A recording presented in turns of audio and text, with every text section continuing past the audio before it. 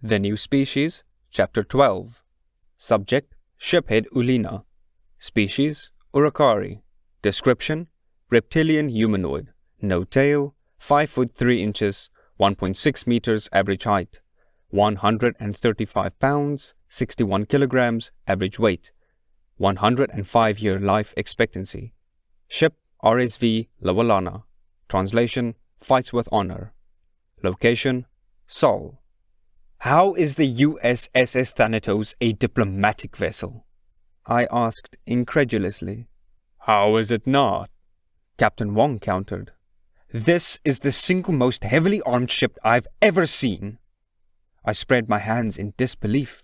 And it contains several other heavily armed ships on top of that. Captain Reynolds held up his hands, suppressing a smile. Yes, but it is less heavily armed than most carriers. Wait, he paused. Does the Republic use unarmed diplomatic vessels? Shuttles? Yes! How can you expect diplomacy when everyone is armed? The room fell silent. I looked around and saw that the humans looked confused at what I had just said. Surely not. I turned to face Director 3. How is it possible that you've created a galactic government without unarmed diplomacy? I asked. When we first stepped into the stars, we greeted our neighbors with open arms and without weapons. We were emboldened by this decision by the Knuknuks, who have always been very peaceful people. However, the Alumari saw our lack of weapons as a weakness and attempted to take advantage. We managed to outpace them technologically, which avoided a war of extinction. After seeing our strength firsthand, they decided to join us, and the United Systems was born. Director 3 answered. He looked very uncomfortable in his armored suit. He shuffled and continued. Then we encountered the Deluron. We sent an unarmed diplomatic envoy to meet with their government and invite them to join us. They sent our diplomats' kidneys back to us, a common insult among their kind, and followed it with 3 fleets. The director stood with his hands behind his back. They took our unarmed diplomacy as an invitation to conquer us. The war was bloody, and we decided it wouldn't happen again. Since then, we've made contact with 2 species using our current diplomatic ships. The Uluna, which have agreed to be uplifted over the next few generations and join us when they're finally spacefaring. And the Gaunt, who joined us without a fight. Well, most of them. I understand. Did the Deluron eventually join you too? I asked. No. Director 3 responded curtly. I looked at the other humans. All of them were avoiding my eyes. Oh no. The Deluron are no longer a spacefaring species, Captain Reynolds said without any of his usual cheer. Wait, does that mean you didn't wipe them out? I asked, hopefully. The eyes still avoided my own. We didn't wipe them out, began Director 3. But we definitely considered it. Their attack cost us trillions of lives, and not just humanity was affected. We fought their fleets back out of our system, and then destroyed them. Then we destroyed their colonies, one by one. Those worlds are still uninhabitable. The only world we left with them was their home world, and we left them with just enough of a population to sustain itself. To this day, we still have vessels in orbit, destroying anything they try to send into space. That's better than wiping them out, though, I said somberly. It sounds like the Republic had it lucky. The majority of our members were peace-loving people, and those that weren't opted to be protectors after a little persuasion. We had wars with each other, sure, but extinction had never been on the table. Why did humanity have it rougher than we did? How was that fair? That was back when the United Systems controlled the military. The vote to exterminate them failed by 2. Director 3 said.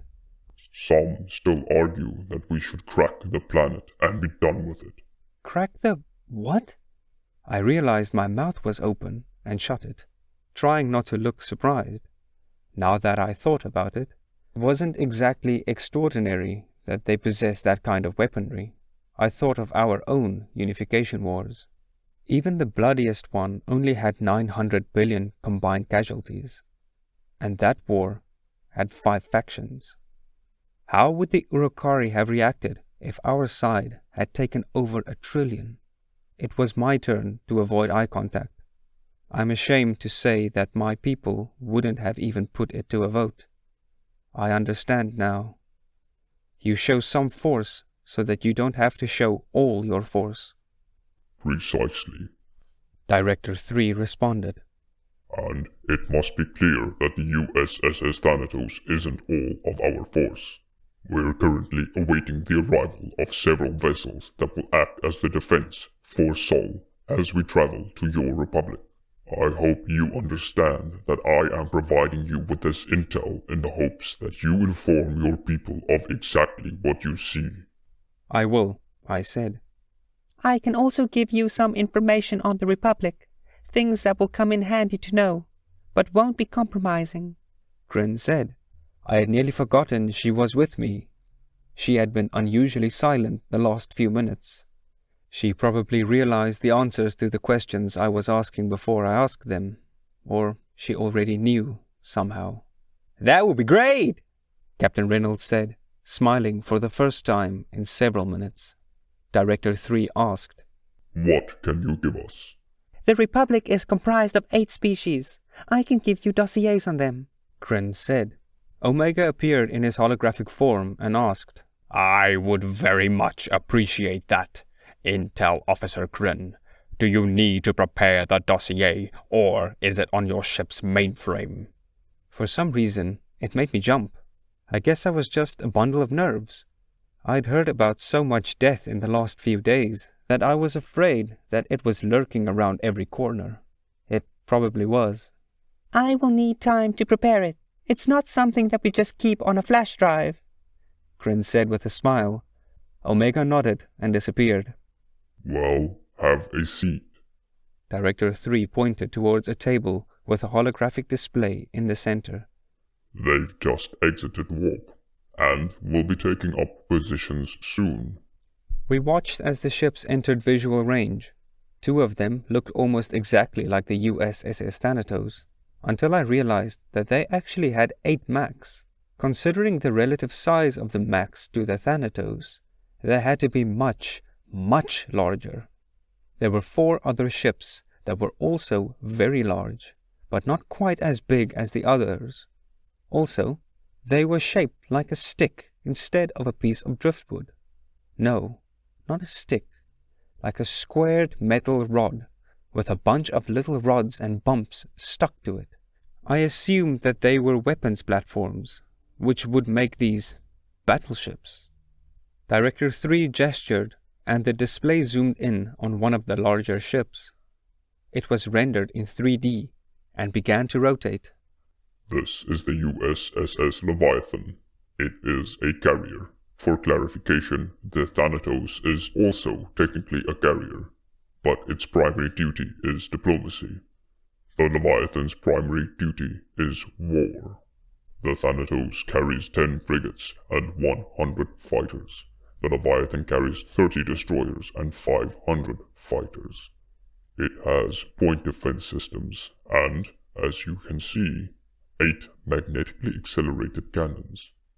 For close anti-fighter defense, it has 90 chain guns, 45 on each side. Director 3 gestured again, and the Thanatos appeared next to the projection. This is the size comparison of the 2 ships. I was right about it being much larger. It absolutely dwarfed the Thanatos. Director 3 gestured again, and the Leviathan was replaced by one of the battleships. This is the USS Tripoli. It is a battleship. It has PDLs, chain guns, and 250 anti-ship armaments of various type. We don't use cruisers anymore because our ability to pinpoint FDL gives these ships an extreme maneuverability advantage. The battleship was twice as long as the Thanatos, and half as thick. I couldn't shake the image of a training stick for hand-to-hand combat. 250 cannons would be extremely punishing for anyone stupid enough to attack one.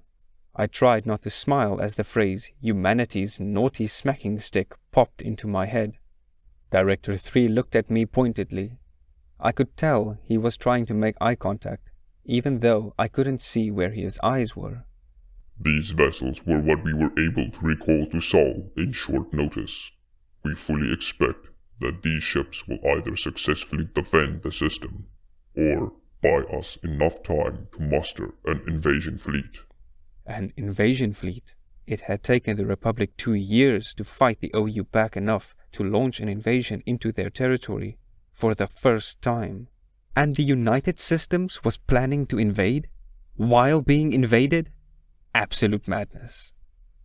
You're actually going to invade the OU while defending Sol?